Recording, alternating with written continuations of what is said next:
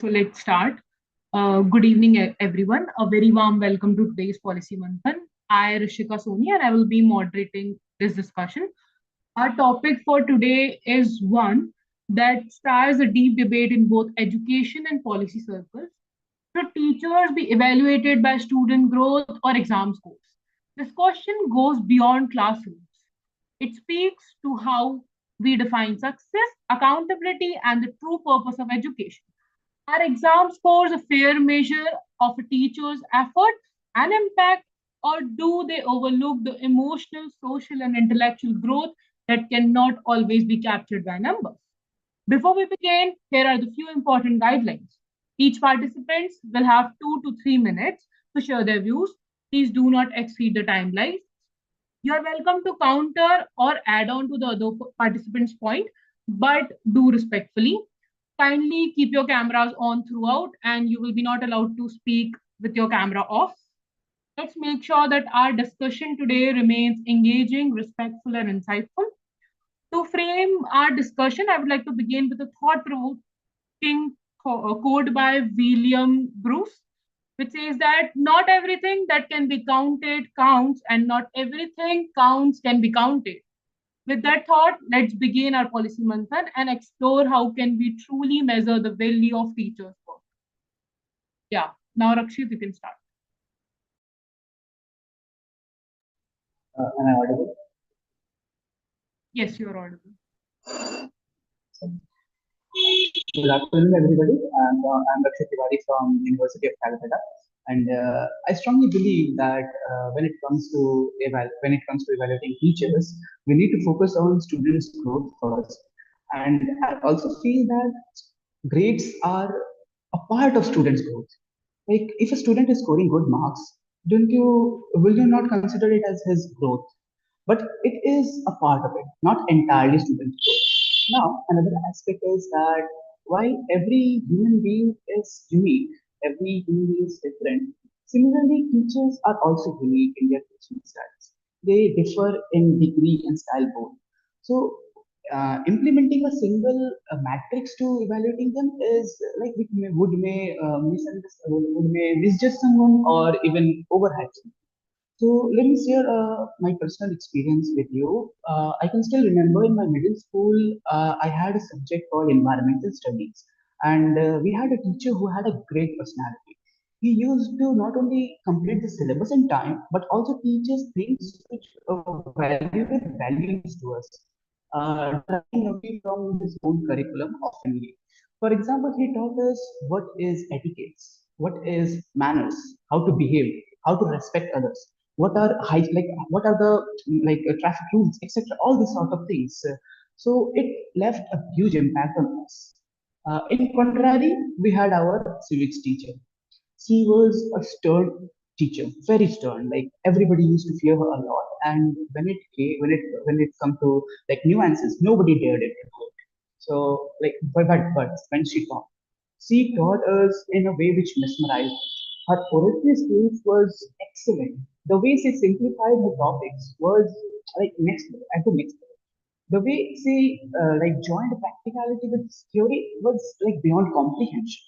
But like she never taught us anything beyond the class, beyond the subject or the curriculum. So like, can we just compare both of them, or can we just put the same matrix or to evaluating the by both the teachers? I think we cannot, because like she helped us a lot. Uh, I fell in love with the teacher. Oh, sorry, fell in love with the course, with the subject that I am pursuing a degree in political science right now, and I scored 97 in political science in class 12 because of her. So we need to implement a balanced matrix for this. And this, so now the solution part. What we need to do, of course, evaluating teachers is very important for us. So what we need to do, evaluate. First of all, balanced matrix involving both the sides, which I just discussed right now. And secondly, inspection, continuously inspecting the teachers, what they're doing, what the curriculum, how the curriculum is going on. And lastly, the feedback of students. The feedback of students is the cornerstone of like evaluating teachers. But like my arguments has a flaw. it has like developed its assumptions or its arguments from the experiences of a private school. But Sarkari schools are something which is different. Although I'm acquainted with it, it faces certain different types of issues as well. For Sarkari schools, we need to enhance the infrastructure. We need to enable at least a smart board. And if not a smart board, we can at least arrange for a projector and a sheet to depict PPTs, pictures, or even videos, because a picture says about 100 words or 1,000 words. Secondly, another issue is teacher absenteeism. In Sarkari schools, let me refer to a study, a paper published in the Journal of European Economic Association. It was based on field inspection, like surprise inspection, and it suggested that 25, like 50% of teachers were not present at the time of inspection. So we need to motivate the teachers as well. We need to like incentivize this thing. We need to socially recognize the teachers who are doing well, and even we need to like we need to adopt measures like certain small duration suspensions for the teachers who are being absent beyond their legal limit. So, with that being said, I would like to conclude.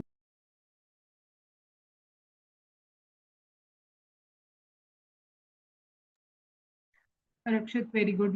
Your insights were great, and we loved your insights. Next speaker is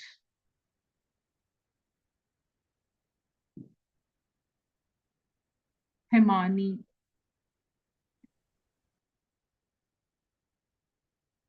Hello, am I audible? Yes, you're audible. Okay, so good evening, everyone. My name is Himani. So, as soon as I read the topic, that we now have to analyze what should be the metrics for teacher evaluation. Should it possibly just be the scores of the students? And on the other hand, it was something as qualitative as growth of the students. So, as soon as I began my research on this topic, I came across a lot of official documents and peer-reviewed journals as well, where they suggested a lot of different parameters. For example, classroom observations, student feedbacks, parental feedbacks, or even different parameters which were professionalism, how to measure the professionalism, how passionate the teacher is towards their own respective subjects. So I believe that we already have some kind of solutions, but the problem lies in the implementation itself. Because as soon as I read each parameter, I was relating it to my school life, like how it was in my school life. So I remember when I was in eighth standard, we had a rush in a class in our classroom, that there is some authority coming and they will sit beside us, like right next to the students, and they'll just evaluate quietly without saying any words. So we didn't know what it meant at that time, because it was something that happened for the first time, and all the teachers, all of the school was in the best shape possible, and the teachers teaching style was so polite and so interactive, which was quite new to us. So this made me think that if the teachers are doing something for the day of evaluation only, how does the evaluation gives the real data for what happens in everyday life of the students? The second thing which I could not relate was that student feedback, as mentioned by the previous speaker as well, we were never asked to give any feedbacks on our teachers. And I remember another thing which I wanted to relate was how the teachers, like how the teaching systems or their teaching processes were. So I remember a teacher which was so driven and so passionate about her subject, her respective subject, that she kept on reading, and she told us about the subject as well and how it could relate to our lives. Like I remember a social science teacher, she was someone who could relate the history topics to the current, like what the scenario is happening. So this was something that helped us think beyond the textbook as well, how history could be used in the real life or current life. And on the other hand, there was a teacher which used to who used to choose pick two or three good students out of each class and tell them, set up a informal kind of system of peer learning. And this was something that the teaching was also on the student itself. So this is something, how would these teachers, how would they be like evaluated by the same metric of students being passed, like, so that was something I couldn't relate. So for me, for the solutions I would like to provide is that as like in NEP also, the we are trying to change the narrative of rote learning, and we are moving towards the perspective shift, which focuses on creative thinking, creative learning, critical thinking skills. I believe this is not only limited to the students only. I think this is for the teachers as well, because the system has built this narrative that their evaluation is solely tied to the marks of the students and how many students are able to be like to clear the specific classes. So I believe this is something that needs to be changed as well. So if the whole system comes together, this is a part which goes like vice versa towards the student and the teacher as well. Another thing, as the previous speaker mentioned, student feedback is something which is really important, as students are the ones who are seeing these teachers on the day-to-day life. So their feedback means a lot. And also, one important point that I would like to mention is that now we are moving towards skills which are broadening the horizons, like different entrepreneurial mindset schemes are being invented for students like 9 to 12 standard classes, and different skill courses also, the vocational things also. This happens to be something which would be a great measure for the teacher evaluation as well, because this is not something that traditionally is based on marks only. This is something that is this is a part which evaluates the student itself, and hence the teacher evaluation would be done by this also. So thank you so much for listening. Great, Himani. I personally related with your evaluation thing. This used to happen in my school too. So yeah, very good point. Um, Great. Let's move to. I would like to add one point to it. I'm so sorry for interrupting you, Rishika. But I just wanted to say that when these two talked about feedbacks, students' feedbacks, I remember in my school times, the principal used to come to our classes and they used to ask us about a particular teacher. I don't know if happened in all private schools or not, but in my government school, it used to happen. And when we used to say some negative things about it, the teacher used to go nuclear about it. The very next day, and she used to give us taunts ki हाँ मैं कुछ ऐसा करूंगी तो principal को पता चल जाएगा and stuff like that. Even in my college, we have a feedback form which we have to fill every semester. We were told that it is completely anonymous. No one will know about it. But one of her teachers, she said ki, I know what you guys are giving your feedback. Okay, I know it. So we were like, okay, she knows it, so we have to give almost every time good, very good teacher, very good ways of teaching, even though we don't want to. So this is something we need to work about. Feedback sounds very good, but it needs to be implemented in the ground level. And Rakshit, you want to say something? Let me just unveil the feedback part as well.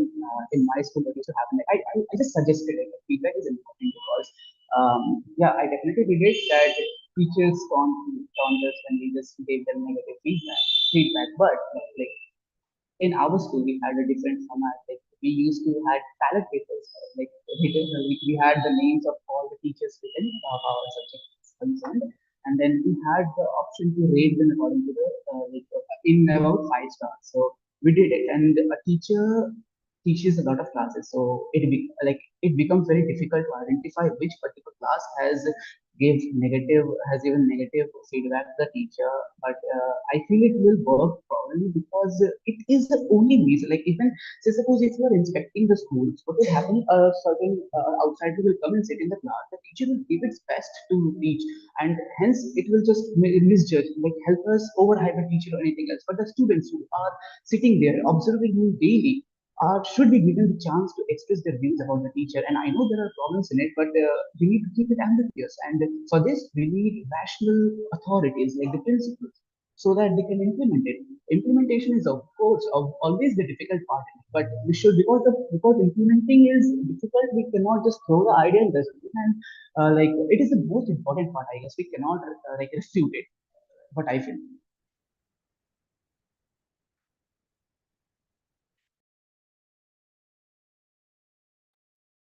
Yeah, right point. Himani wants to speak something. Yes, actually, I completely agree with Rakshit's point because students, just in the fear that they would like receive negative marks or less marks, so that they have to give the positive feedback, is not something that should be like promoted or encouraged. We need to build some systems that are rightly anonymous, because now we are living in the computer age. We can like have online forms that are really anonymous, so these things can also be like helped these things can also be used to help the implementation, I believe. Maybe the direct papers were also anonymous, I guess, just because we just need to fill stars over there. Like it's the same thing. We just need to ensure that the authorities are rational and they are eager to help the students, not just keep the reputation of the schools higher than on the stake of students' future. True. Like maybe we can incorporate technology in order to get feedback so that we can do it anonymously. Okay. So next speaker is Chaitanya. Hello everyone, am I audible? Yes, you're audible. Okay, so I would like to start my point. And when I saw the topic, whether teachers should be evaluated on students' growth versus their exam scores, and I like to start from the basics. So the thought that came into my mind was that let's first understand what is expected of the teachers by the parents, by the children, by the society in overall. What does society expect from the teachers? What are their roles? What are their responsibilities? And the answer that came into my mind that society views teachers or uses or rather views teachers as something that they need to improve a child's performance. They need to enhance a child's growth. And teachers should teach students something that they actually use in their lives and can succeed in their overall lives. That is what basically society expects from teachers, that they should teach students enough that they are able to do good in their lives. That is what the basic metric is. And now coming back to the point, uh, I thought of that. Let's look at it at sorry. Let's look at it as some another way. For example, if we see at people who scored good versus who showed growth. So if we see that we can see that people who succeeded in their lives, they may as well scored good exams. They may have as well scored good in their exams as well. But we cannot directly relate their success to their exam scores. On the other hand, if we see people who showed growth in their life, almost all of them succeeded in their lives as well. So again, students' growth is a more important objective. And then another way of looking at it was asking the question why. Why do we want the students to score good? And it was obviously that the ultimate objective of wanting the students to score good was their growth only. That we want the students to do good in their life. And if the other option is students' growth only, then why should not we use it as a metric? Also, I see that students' exam scores is a more temporary metric as compared to the students' growth. And also, the students' exam scores largely depend on students as well, not on the teachers. Because if we take the exam of a student two times, then the student is the same, but he may score good in one and bad in other. So we cannot say that the student scored bad because of the teacher, but it may be due to the student itself did not study for that particular exam. So overall, if we see, the student's growth is a more important metric to judge a teacher's performance because that is what matters and that is what displays us the bigger picture. Thank you. I would like to conclude my point with that. Very good, Chaitanya. I personally like your point that students' growth is not only by marks. If you are checking students' growth through overall development, then you should do same with teachers evaluation too. A very good point. Anyone wants to add anything or counter anything? No? So let's move to next speaker then. Nishtha, if I'm pronouncing right. Yeah, hi, I hope I'm audible. Yes. Yeah, hi. Okay. Um, like I would start by saying in India we often decide like how everyone agreed on this, how good a teacher is just by looking at students' marks. If the class scores well, we say they're great, or if not, we assume they didn't teach properly, or whatever. We blame everything on a teacher. But I always felt that there's like a narrow way to judge something as complex as teaching. So exams show how well a student can memorize and reproduce information for a few hours, but of course that don't show how much they really learn or how much they have grown as a person. And honestly, teaching is so much more than that. It's about, I feel, building curiosity, confidence, resilience in a person that no exams can definitely measure. I want to, there's a slight incident I remember, like in my school. I went to a convent all girls school, so I used to uh, struggle with science, and every bad test, like everyone feels, made me feel, sorry, very worse. But my science teacher was always very supportive, and she made me like, she told me one thing. She was like, you're thinking in the right direction and you should just keep going. And that made me think that she cared more about my effort than my marks. So over time I stopped taking a subject as a fear in like something that like it's very evil to me. And that's when felt like my score started changing and improving. And that experience taught me how growth doesn't always show up on a grade sheet. And that's something that I feel our education system is very slowly realizing with the new education policy about moving away from the rote learning and focusing on the holistic development.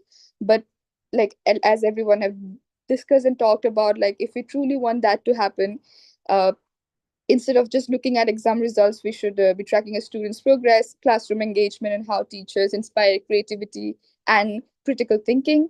Uh, for example, for countries like Finland or Switzerland, already they do this well. The teachers aren't judged by test scores, they're trusted to teach in ways that encourage curiosity and lifelong engagement and learning of students. And I think that works more than the traditional education that rest of the world we are carrying. So I feel like maybe it's time we shift our focus from marking to meaning, and like from performance to progress, because a true success is of course not written in exams or mark sheets or any papers as such. That was all my insight. Thank you so much, guys. Thank you. Very good, Nishtha. Well said. And I like the point you mentioned and point you brought about Finland. Finland, whenever I personally research about education and thought of improving our system, I always search of countries who are very successful in doing this, and one of which is Finland. And we should definitely take inspiration from them and follow their procedures. And another point I love of yours, teaching is more than making students prepare for their exams. Sometimes encouragement makes a difference. Very good. Anyone wants to add something or counter? If not, then let's move to next speaker, Pooja. Hello everyone. Today's Policy Manthan topic is should teachers be evaluated by student growth or exam scores? Education is not just about passing exams, it's about learning, understanding, and growing. Teachers play a central role in shaping the minds and values of students. But when it comes to evaluating teachers, many systems still have focuses on exam scores. This question is that fair? Exam scores actually measure. Exams usually test how much students remember, how well they can write, and how much they can perform under the pressure. But they do not always show how much efforts a teacher has put in it. On the other hand, evaluating teachers by students' growth focuses on how much the student improve from their starting point. It is measure learning progress, not perfection. This method recognizes teachers who work hard with struggling students even if the final exam result are not top marks. It's fair because it consider where the students began, not just where they end up. However, we must also remember that growth is harder to measure. It needs careful tracking, regular assessment, and honest reporting. I believe the best evaluation of system should combine both exam performance and evidences of student growth. Exam result can show achievements while growth measure can show effort and consistency and impact. Together, they can paint a fair and balanced picture of teachers' performance. In conclusion, I said that teachers should not be judged only by the test result. Their true success lies in how much they inspire, guide, and help student progress. It's all about from my side. Thank you. Very good, Pooja. So we have new insight with us that instead of only evaluating with the one way, we should take both the ways. So let's see how we keep this insight with us, or someone wants to counter or add. Anyone wants to?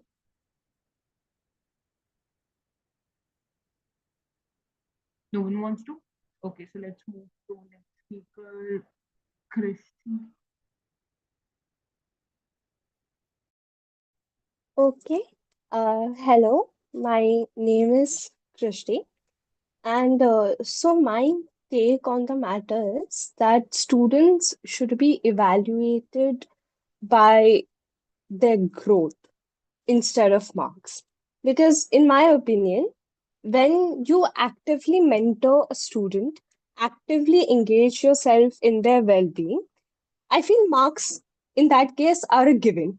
Sooner or later, it will eventually at one point reflect in their marks. But I think beyond that, another added benefit that will be it will start to reflect in the overall lifestyle and the decisions in life also. So to support this, I'm going to take help of one example from America and one experiment I found online. So, Big Brothers, Big Sisters is an NGO founded in America whose mission is to create uh, mentors, a mentorship process that support uh, young students and ignite their power and passion for learning. So, what essentially happens is this is a mentor is assigned to a younger student. The mentor does not necessarily have to be a teacher, but somebody who has adequate knowledge in the field. So, this mentor not only improves and overlooks their academic performance, but also helps them build self confidence and develop healthy relationships with their peers. Now, of course, this is totally different from a conventional classroom structure, but here is the interesting thing. Studies have found that compared to their non mentored peers, the mentored peers show 20% higher college attendance. And beyond that, it also shows that at least 81% of them have testified that they feel overall more confident in their decisions regarding life, school, and overall their career in general. And this is also an added benefit that a lot of them, I think about 25 to 30% of them, I'm not sure about that statistic, I'm sorry, but 25 to 30% of them have also testified to the fact that uh, they have not abused or used alcohol or drugs in their later life. So this is a thing. So it's just not only helping them with their academic performance, but also with their overall lifestyle choices also. Now, the second interesting thing about this NGO is that they have built their entire system on a principle which they call a self-determination theory. Now, what is self-determination theory?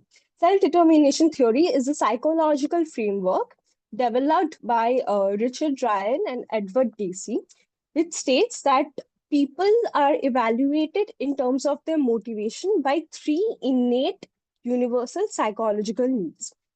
So the first one is autonomy, which means the need to feel in control of one's own choices and opinions.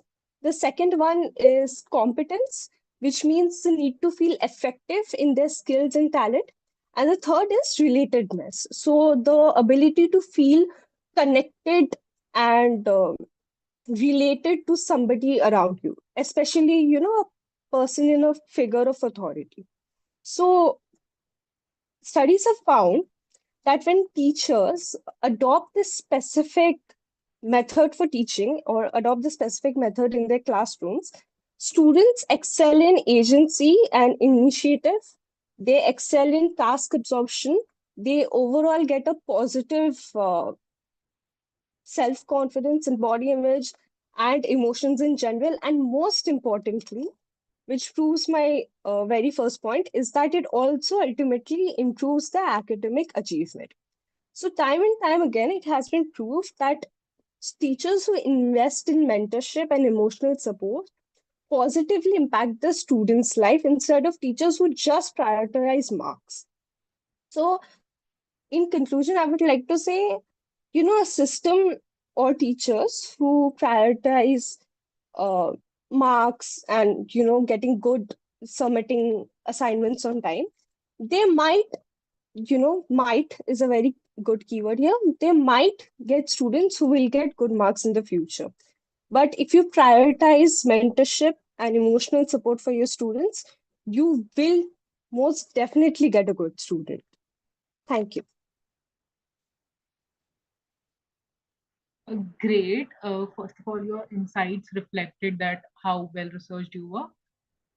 I love the new points you brought in and the theories you gave. Uh, and the most important thing, what you emphasize on is mentorship, which is a very great thing and which can help us to improve our system too. Great. Anyone wants to add any point or counter? No one wants to. Okay. So let's move to our next speaker, Savneer. Hi, am I audible? Yes, you're audible. Okay. So I would like to start this topic with my personal experience during the COVID days. All of us know that we were very anxious and scared during the COVID days because there was a structural shift in the education. Apart from that, many of us had health problems, and that affected me a lot. I was anxious and I could not focus much on my studies, and that also reflected in my marks.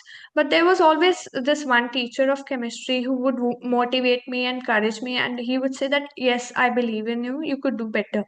So I think that stuck with me, and whenever I would prepare for my exams, for chemistry exam, I would just keep repeating that thing in my mind. So eventually, I scored very well. I scored 99 out of 100 in that exam, and I feel that when a teacher he focuses on your growth, like Krishti said, it eventually gets reflected in your test scores. So this was my experience. Now, I would like to defend that why we should focus much on growth and not on the test scores to evaluate teachers. First, I feel is that teaching is a very organic process, and the teachers they have an emotional connect with the students. But when we'll change this to evaluation based on scores, the teachers they will start. There will be a corporate culture imbibed, and the teachers they would start treating students not as their own children but as clients. The teachers will have targets. Okay, I have to I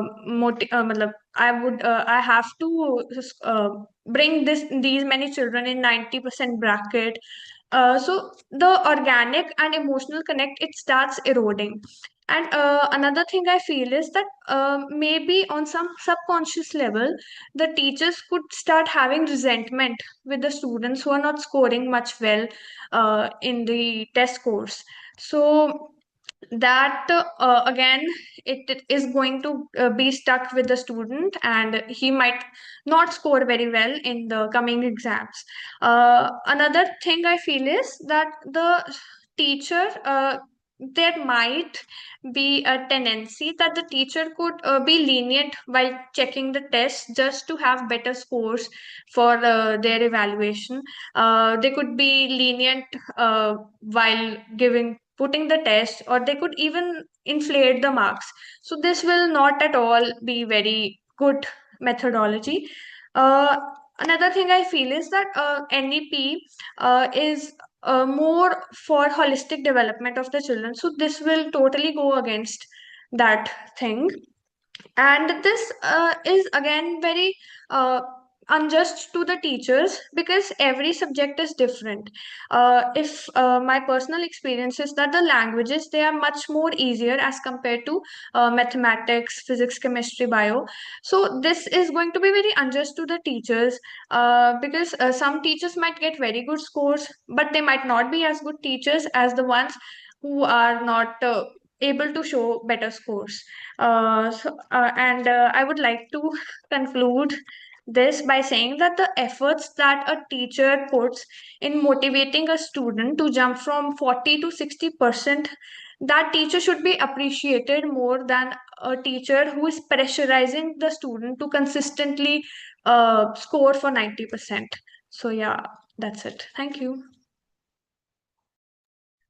Great. I loved your points too. First thing, I love that insight which you brought about checking. This has been found many times where, especially there are some government schools, like especially the state I belong to, it happens there. There, because there is one rule that if like percentage of student will fail in their class, they will their salary will get on hold, or they will lose their job. So teachers make efforts to make their students score well, not by teaching but by some other techniques. So which is a very great point you brought. And one more point I liked in your whole speech is that of corporate culture, that how this will brought in the corporate culture will teachers will consider their students as clients.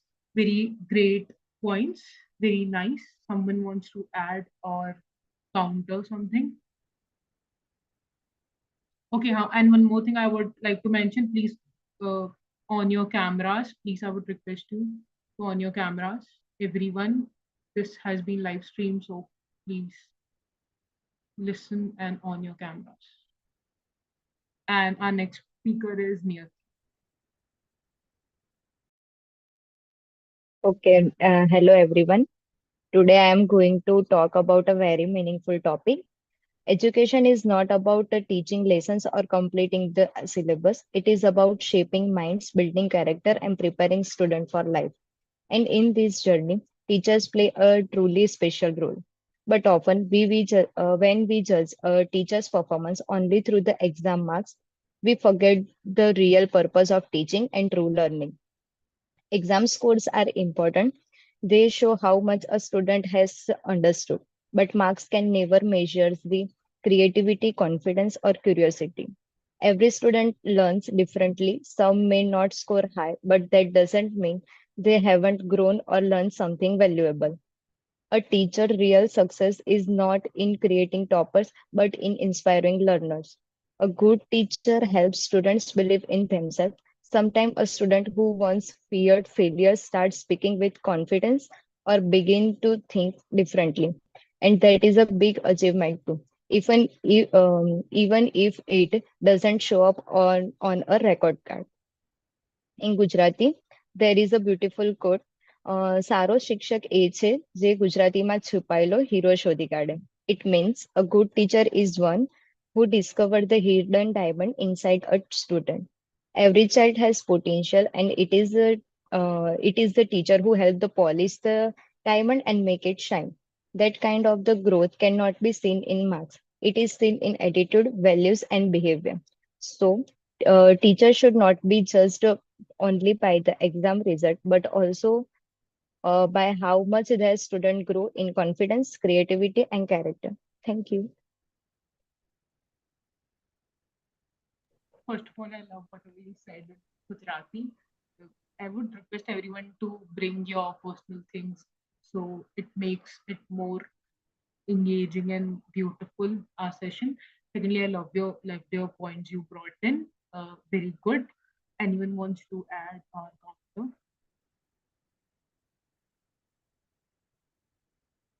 If no one wants to, so let's call our next speaker, who is Praful. Hello, everyone. Am I audible? Yes. Okay, so I think सभी लोग काफी important और insightful points को यहाँ पे लेके आ चुके हैं. So since I come from a B.Ed background, so I would like to look at it like little differently through the lenses of educational theory. So according to Piaget and Vygotsky, they are the famous educational psychologists. So they says that real learning doesn't happen, when students just receive the knowledge. It happens when they build it through interactions, experience, and reflections. So according to me, learning is not just about outcome; it's just a process. We learn and हम लोग हमेशा learner रहेंगे. जब तक हम बूढ़े भी हो जाएंगे तब तक हम सिर्फ लर्नर रहेंगे. इसमें ये नहीं है कि हम कोई एग्जाम के थ्रू ही हम पास होंगे. So the best teachers doesn't teach the lessons. So they created the space where student can discover lessons for themselves only. Even in the classrooms and even in the internship also, I see कि कैसे पियाजे और Vygotsky की theory यहाँ पे apply होती है. So we learn यहाँ पे भी हम we learn by doing and we learn through guidance. So it reminds us that teaching is not just about giving answers only. It's just about creating the right space, right conditions for understanding to grow. So I would like to end my conversation with that good teaching is not just about filling notebooks. It's just all about shaping mindsets. Thank you so much. Very good, Praful. I was personally waiting to listen your insights as I knew that you belong to B.Ed background, and I like your point that teaching is not all about making students to score well, but to create an environment where they can grow. Very nice. Anyone wants to speak anything or add or counter whatever? No one wants to. Rishika, just a minute. Before we go ahead, guys, I just want to say one thing that Rishika and I, from the very start of the meeting, we have been telling you guys to turn on your cameras. I don't know why aren't you turning your cameras on, except for few who have already messaged in the chat boxes. Everyone should turn their cameras on. I request everyone to turn their cameras on so that we don't have to just keep yelling on you guys that turn your cameras on. And also, guys, please stay in the guidelines we have already given to you. Speak for 2 minutes minimum, 3 minutes max. Don't cross it. And that's it. Please continue, Rishika. Okay, so let's call our next speaker, Vani. Are you here, Vani? Okay, so basically, as the topic is that how teachers should be evaluated, whether it's according to a student's growth or the exam scores. When we talk about the metrics that India has to evaluate teachers, we do have a couple of metrics. I have done a research on 3 of them, and some of them are brought about by NCERT, which is the National Council of Education, and the other is by the National Institute of Education. And these metrics, when I was reading about them, one thing that I did notice is that all of these metrics that we have, which are the national tools to evaluate teachers, they are mostly self-assessment based. Some of them are for teachers, some of them are for schools, but all of them are self-assessment. So basically, a teacher is to sit down, take the form, and fill out all the questions that they have by themselves. Same with the school. They're going to sit down, fill out the form by themselves.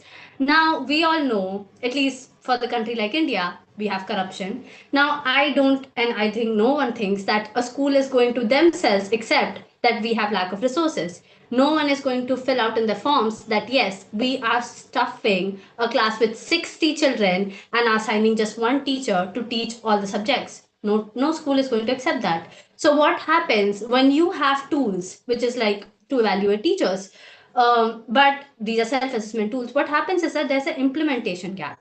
No one is being honest. Everyone is being biased. No teach, even if, let's say, I as a teacher did show up and say that yes, I'm having problems because my class is of 60 children. I cannot deal with all 60 of them and teach them all 6 subjects by myself. What happens next is that even though we did provide tools, we did get an honest response, we have no framework as to what is going to happen post feedback. Our national system does not have any framework for that. So even if there is a problem that has been highlighted, no school is given the instructions as to what to do next. So these forms just sit down in a bureaucratic office and they eat dust, and that's the end of the whole process. That's where the first problem evolves, is that a teacher is never evaluated. Even if a teacher was to come up front and say, I have a problem, we don't have a solution for that. What happens other than that is that our teachers have been overworked, especially in government schools. A teacher is teaching 60 children, doing all 6 subjects by themselves. On top of that, they have midday meal duties, they have census duties, they have election day duties.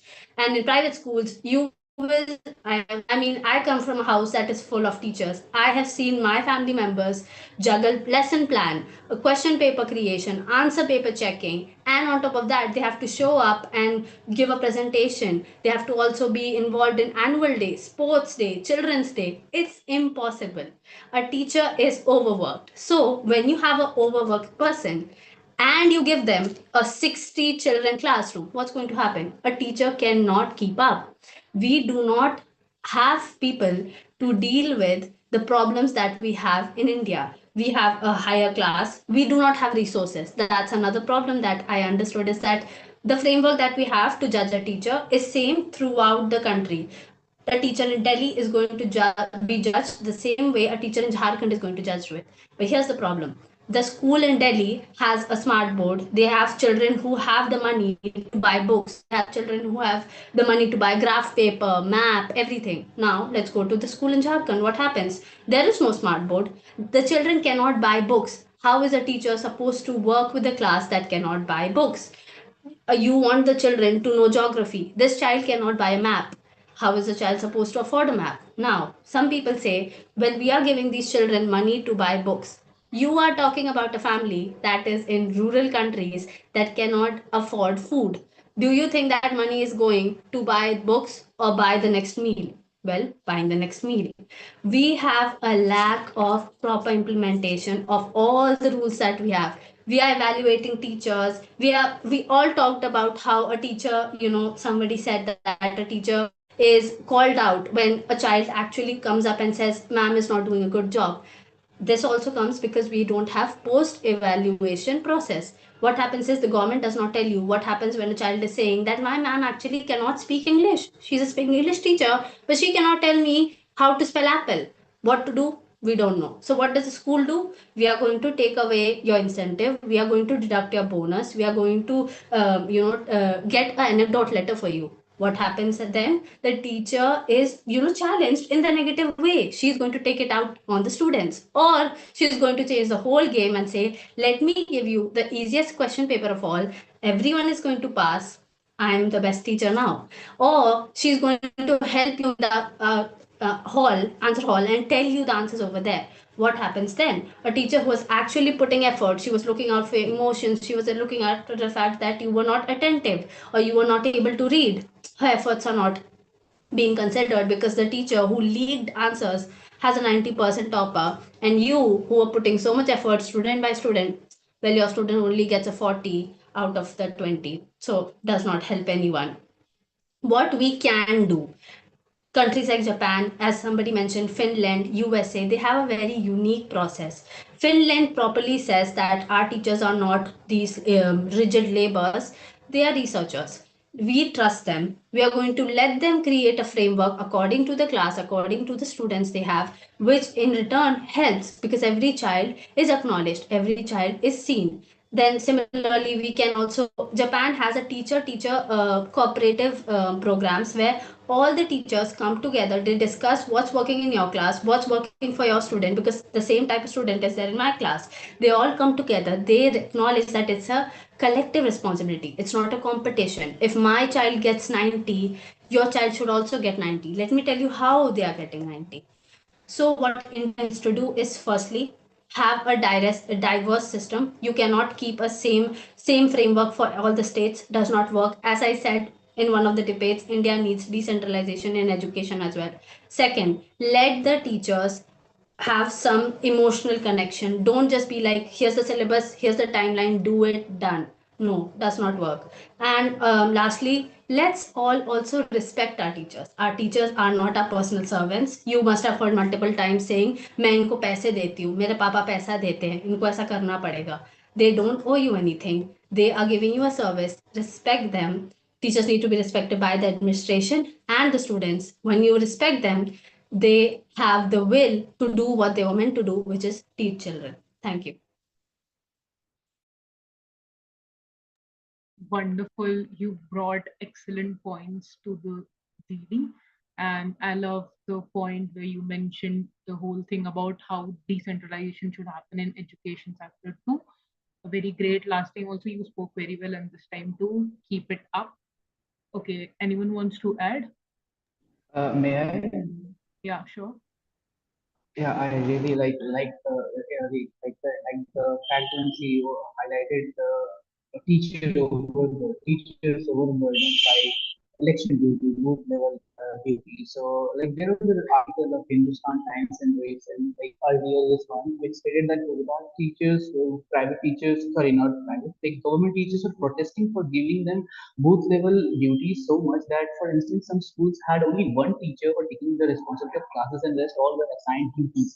And the next thing is that even my father is a government teacher and he has been assigned a lot of duties in the polls. For instance, he was once he was the presiding officer of a poll, and he said that he even had the power to order the guards to shoot at anyone because sometimes it becomes life threatening. So it also adds a angle of danger to the teachers while they are having assigned. Apart from like it's a total 360-degree shift from what their real duties are. They are like they are there for something else, and you are just hiring them for something else, which shouldn't be happening. In the February of 2025, HC even said that we should keep teachers as a last resort for these IDPs and all, but still there has been no implementation in this regard.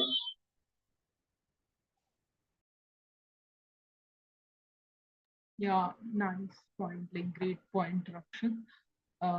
Anyone else want to add anything? If no one wants to, let's move to our next speaker, Avni. Hello everyone, am I audible? Yes, you're audible.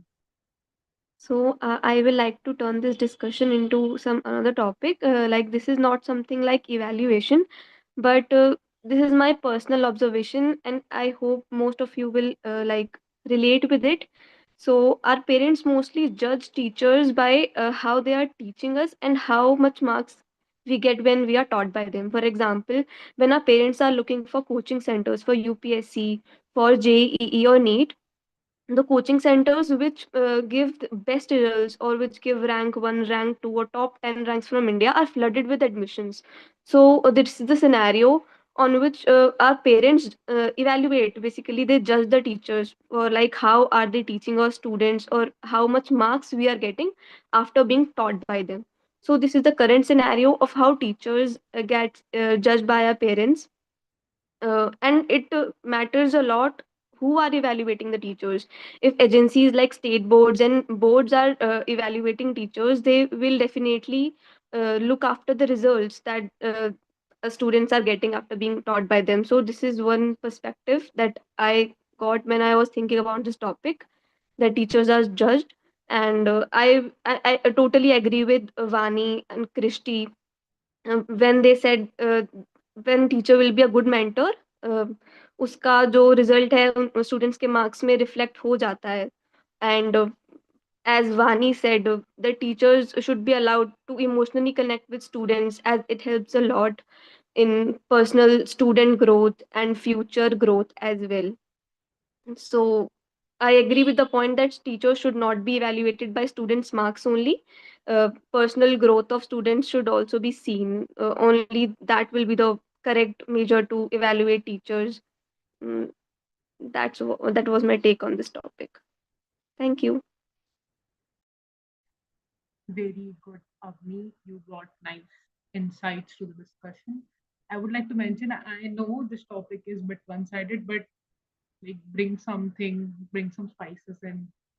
It's going very monotonous. If anyone has some new points, like you all are mentioning new points, good points, but it is going very one-sided. I was discussing with Shri, that's why she's laughing.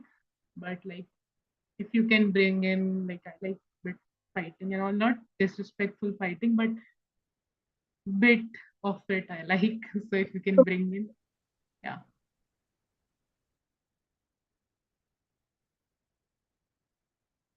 Someone wants to add or counter? Yes, so I agree with Rishika completely. I mean, this is going very one-sided. I know that most of you are feeling very bored कि यार क्या चल रहा है, ये topic तो एक ही side में चल रहा है. So try to just speak, and after everyone is done speaking, if you have any points, don't hesitate. Just open your mic and start speaking. We are not stopping you from expressing whatever you have in your mind. So let's just make this more interactive, because it seems like that you are speaking, we are giving you feedback. Once in a while, me and Rishika are yelling at you for turning your cameras on. That's it. This is all is going on. So let's just not keep it like that. Let's make it more interactive. Okay? Rishika, please go ahead. Yes, so next speaker is Ganesh. I have. He's not here. He's actually in the hospital due to his grandmother's health. So let's just move on to next speaker. Okay, so next speaker is Ishita. Hi everyone. So as Rishika and Shri mentioned, I just wanted to get the other perspective also to this discussion. I actually had this prepared as my 2 minute speech, so I did not want to add on to any points right now. So yeah, basically, when we talk about growth and grades, right, I feel like it should be seen um, like in sort of a same level. So I'll give you an example for this. So say there are two students and one student is getting an A grade the whole year, and the other student is almost getting failing grades or an F grade the whole year. And eventually, because of the teacher's guidance and the teacher teaching and everything, the second student from failing grades gets a B grade, maybe not an A grade, but still a B grade. So this is also considered growth, right? Maybe in a grade perspective, yes, it's growth, but it's still growth because of the teacher. So I feel like it can be looked in, a similar level of evaluation. And but I also agree to Vani's point of saying how the qualitative evaluation needs to be enhanced in India. So if this is done, because in Finland is one of the top countries which is known for its quality education and everything, and they use stuff like peer learning and student feedbacks for getting to this position of the highest quality education they'll be able to give to the students.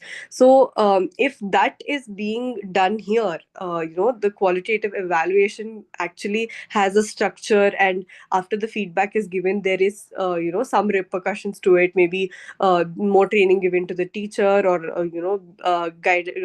guidance given to them as to how to take the positive or negative feedback. So I think if that is done, then we can see growth and grades at par level. And I feel like even as I mentioned in the example, even that growth in grades is very important, which has happened because of the teacher. So yeah, I feel like um, I want to lean towards the other side of the discussion. Thank you. Yes, Isika, thank you for bringing the other side into the discussion. I know you can do it. You last time also you were very active. Yeah. Anyone wants to add or counter?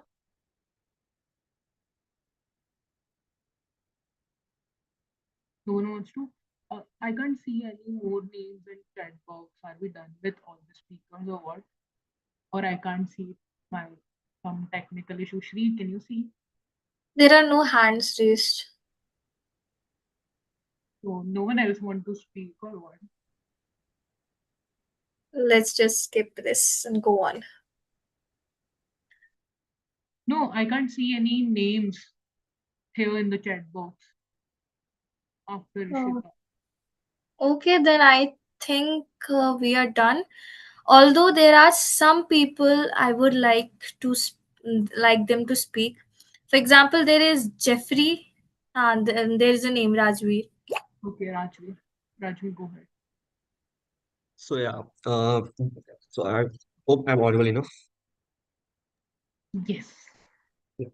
So beyond the marks, there are the other factors also which are important for a long-term success, like the critical thinking, uh, creativity, and collaborative skills. So we can't judge or we can't evaluate teachers only on the marks. We have to see whether teacher is providing all the extracurricular uh, skills in the classrooms or not, whether they are teaching the students to think, not only to learn. Because in the long terms, because when we enter into the universities, beyond the marks, there's the other things which are matters, like your understanding about the subject, like your skill sets. So marks is not the sole factors for a long-term success. There are the other factors also. So teachers' roles is not only to taught the subjects, but also teach you the understanding of it, how the lives works, how the corporate sector works, how the society works. So, or even the Avni discuss is also the point ki marks doesn't matters only the doesn't have a control on the teacher's hand. It also depends upon the family from which background you are coming, whether the parents are putting the efforts or not, whether you have an infrastructural facility or not, whether you have a like for example events about the Delhi and the Jharkhand, that's also the same thing. That depends upon the numerous factors beyond the teacher's hand. So teachers cannot be judged only on the marks. This would be judged on the numerous factors beyond the marks. The how much effort the teacher is putting in the classroom, the way they are teaching, and even there is a Avni also discussed about the batch size and about the different things. There's also one point I want to raise. Now in a university, with the implementation of the national education policy, teachers are teaching the subjects which they are not having educational backgrounds, because teachers are teaching us subjects like Gita or any other subjects which they don't have an educational background, and for them it's also creating a hurdle for them also to teach these kinds of subjects. So it's not only that teachers can be evaluate on the marks, but it should be evaluate overall. See how much effort and the way they are teaching in the classrooms. So these are the points, and the rest are have been discussed. Good, Rajveer. You had good points with you, and you brought new insights and good insights into the discussion. Anyone wants to add or counter? Yes, I would just like to counter this point because I agree that the critical thinking aspect and all comes, and it is a big part of uh, like learning and how students grow. But not only Rajvi's point, but everybody's point was basically to give more life skill education, right, to the students. But this does not depend just on the teacher and how teacher can be evaluated. It depends on the curriculum. It depends on how we discussed in the previous policy month. It depends on what is being inculcated with all of the other subjects as well. Because, and as Rajveer said, the teachers have not been trained to teach certain subjects, say communication skills or entrepreneurship. All these subjects are being added because of NEP, but the teachers don't have experience itself in teaching this, because their expertise lie in teaching maths or teaching science or teaching social, whatever. So I feel like these subjects is definitely important, but it needs to be added in first the syllabus, so that the teachers also integrate this while teaching their subjects. But just depending on them teach the students their daily life skills and all that. It's a lot of pressure on them, I feel. Yeah, that's it from my side. So yeah, that's what I'm also saying. Isha is absolutely right. That's not a teacher fault. That's the structural fault which the NEP is introducing. They introduce like very new subjects, but teachers don't have a skill set or they don't have trained the way they should be about the subjects. So that's the thing also. In schools also we see this thing. The syllabus is different and the teacher is trained in a different way. And in some incidents there's a language barrier also because I'm from Bihar. Okay, there was a maths teacher in my school and she was from I guess from some other places, so there's a language barrier also. So it so it doesn't matter in a case of a English or in a Hindi, but if you talk about it in a regional language cases, it's matter, because if you're not fluent in a language you can't teach in a very simplified way or in a very fluent way. So it's a fault of a administration, or it's a fault of the way policy are made, not on the teachers' uh, intellects or the teacher how the teachers approach in the classroom. Exactly. Yeah, I agree to that because, as you said, the administration should be evaluated. Like this Yeah. conversation about teachers, how they are being evaluated either on grades or growth. I feel like the administrative system itself or the education system itself should be evaluated on this aspect, whether the students are actually learning something or are they just rote memorization and just not growing in other life skills. Yeah, very good. We got some discussion. Basically, the point was that it is not always about evaluating teacher, but to focus on curriculum and resources and training of teachers too. Very nice. Next speaker. I can't see any names, but I can see many people who didn't spoke. So speak. Yes. So Rishika, correct me if I'm wrong. These people haven't spoken, but they are in the meeting. Sneha, has she spoken? Sneha? No, she didn't. Okay. So Sneha, will you be able to speak?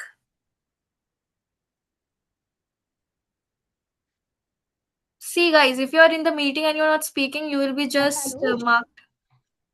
Hello? Hello, is it Sneha SS? Yes. No, I won't be able to speak today. I'm not feeling well. All right, then. All right. Next, Safia. Has she spoken? Safia? No, she didn't. Guys, just a reminder, if you're in the meeting and you're not speaking, then you will be marked as not attended the meeting. All right? Okay, so she has not spoken. Safia, will you like to speak or are you in the meeting? Okay, she's traveling. Sai, next, Sai. Hello, am I audible? Yes, you're audible. Actually, I'm also not well. I have dropped message in the chat, so I also won't be speaking. Sorry for the inconvenience. Fine. And Jeffrey. I hope I'm pronouncing the name right. Jeffrey.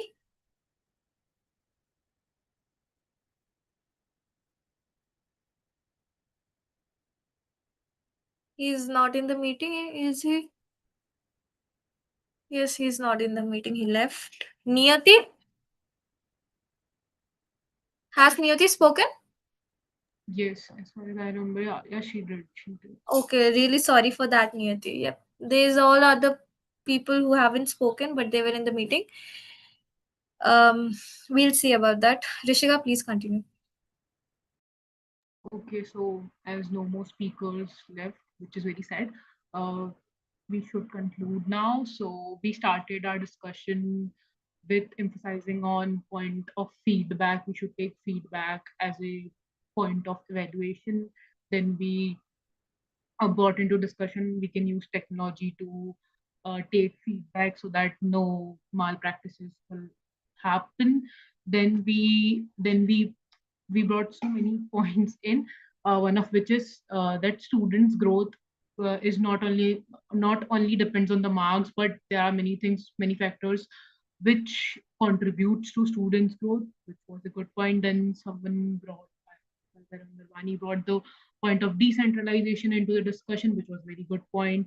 Then there were one person who brought the point through some American experiment self-assessment thing, which was also a very good point, which says that mentors should play a role in teaching. Mentorship should play a role in teaching because it incorporates values in students' life, and it affects the lifestyle of a student, which was also a very good point. And we got just one person who had a different point of view, which was Ishita. She also brought the great insights into the discussion, and we also talked that it is not only about evaluating teachers, but also looking upon how we can change the curriculum, how we can look into giving resources to education system, putting in the resources. Yeah, we discussed. That's all. I think so. You all must have enjoyed it. And most importantly, you are taking something out of this 1 hour, 10 minutes, or 12 minutes. I personally took so many things. I personally learned so many things, and I hope so you all too. That's it. Anyone wants to give any feedback or say something? Stage is open.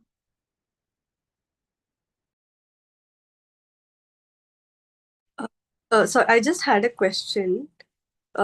Is Praful the one who is training how to be a teacher? Yes, I've done BEd. Yeah, so I had the question. My question was to you. What do you feel about, how, like, when you probably become a teacher, how will you feel about evaluating yourself? Maybe like, do you want it? Do you have any idea of maybe some other kind of evaluation that can come towards teachers or something like that? So I just wanted to become a teacher, but I don't want to be like a knowledge giver. I just want to become like a facilitator.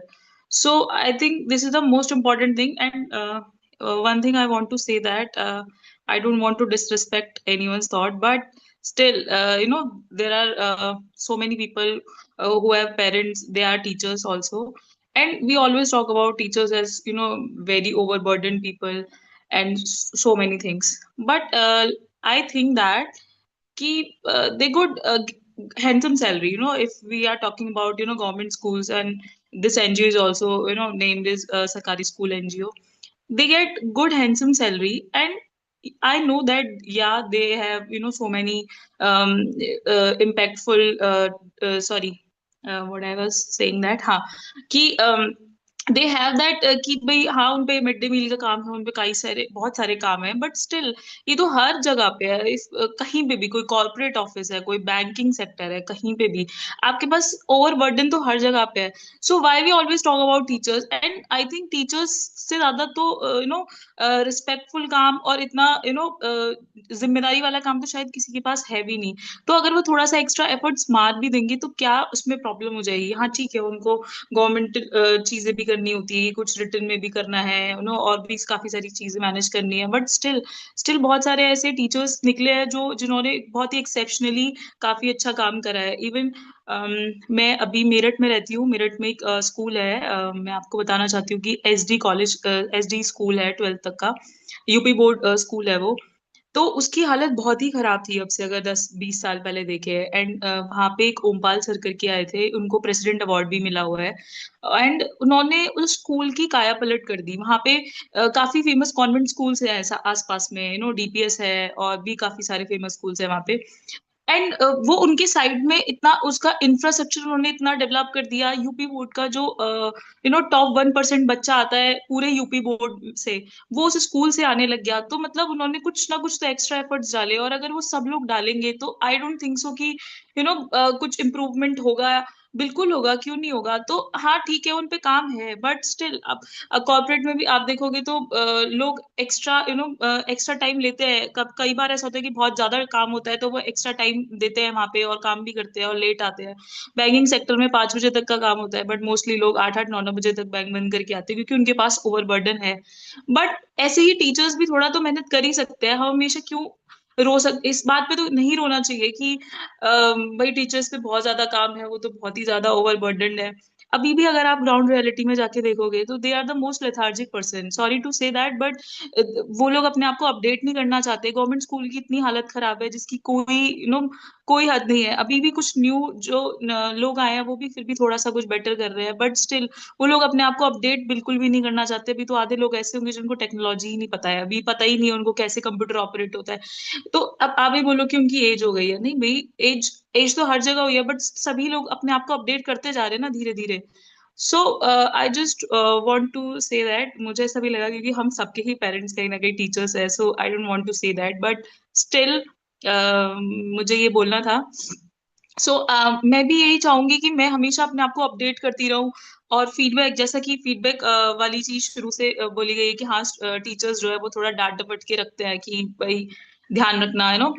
But वही है कि आप teachers का as a sorry students के साथ as a friend भी बन के रहो। आप उनको ऐसे फैसिलिटेट करने की सोचो, ये नहीं सोचो कि मैं कोई बहुत हायर अथॉरिटी में आ गया और बच्चे जो है वो बहुत ही इनको तो बस डरा धमका के रखना है और इनको बस सिखा दो एक ही एक डेमोन्स्ट्रेटिव मेथड के थ्रू सारी चीजें सिखा दो उनको, कोई किसी तरह का उनको स्कोप ना दो बोलने का। That's what I want to do that and this is what I want to say. So thank you so much.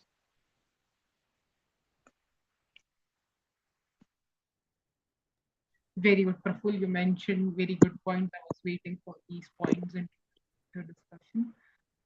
Very nice. You brought very good insights in. Okay, I can see some people. Okay, again left. Sagar, you didn't spoke. Would you like to? Yeah, so I have joined just 10 minutes before, so I don't know the overall discussion. Really sorry, but I was just seeing today only the comparison between the American education system and the Indian education system, and therein an American teacher who was originally from India. So she was teaching there. So she was sharing her experience, as in what is the difference between the two. She told very good points which I liked and wanted to share with you all.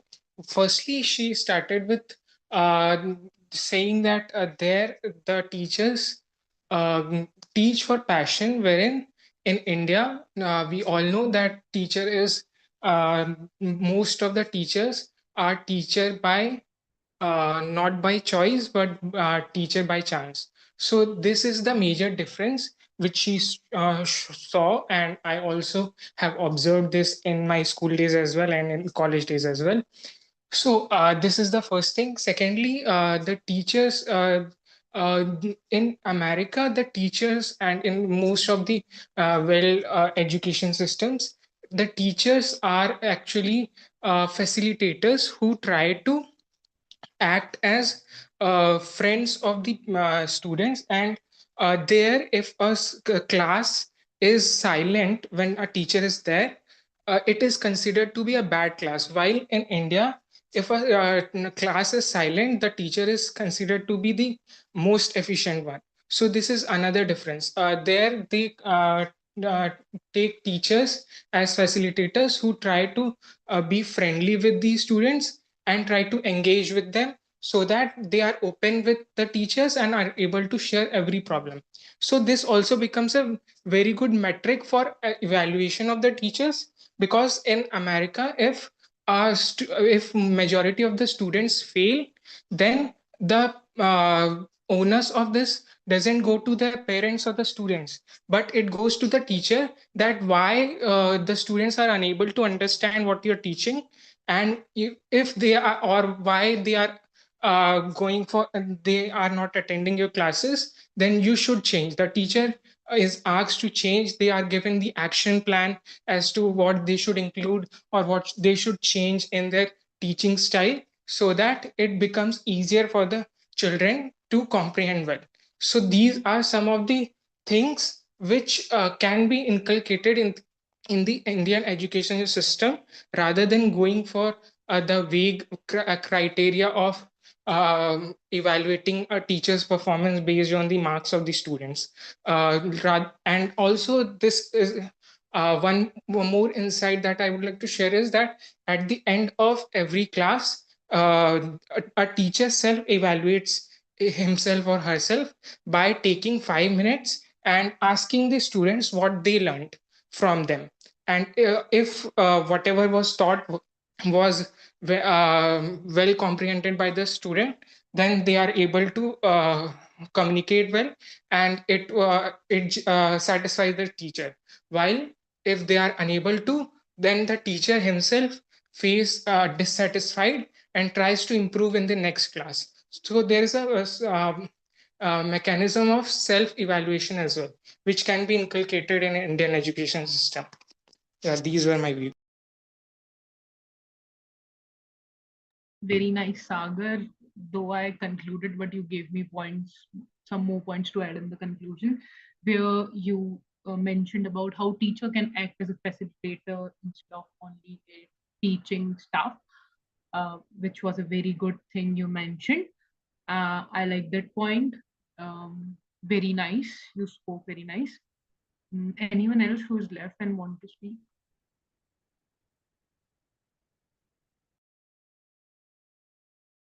Shri, is anyone left? Let me just take a look at it. Has Riddhima spoken? No, she didn't. Yes, so Riddhima, will you like to speak? Hi, am I audible? Yes, you are Yes, you're audible. audible. One thing, please, on your camera and speak, please. Hello, Hello. am I audible? Hello. Yes, Yes, you're you are audible. Oh, Please, hello. please turn on your cameras.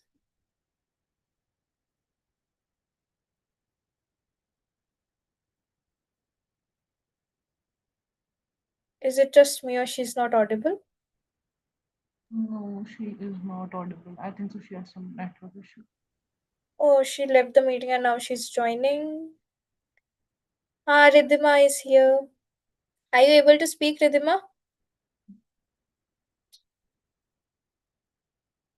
All right, her network is very bad. So I don't think anyone else is left. Let's just conclude the meeting then. Okay. So let's conclude. I have mentioned all the conclusion points already. I don't have any more points. So I hope so. You like you learned something more from Sagar's point of view.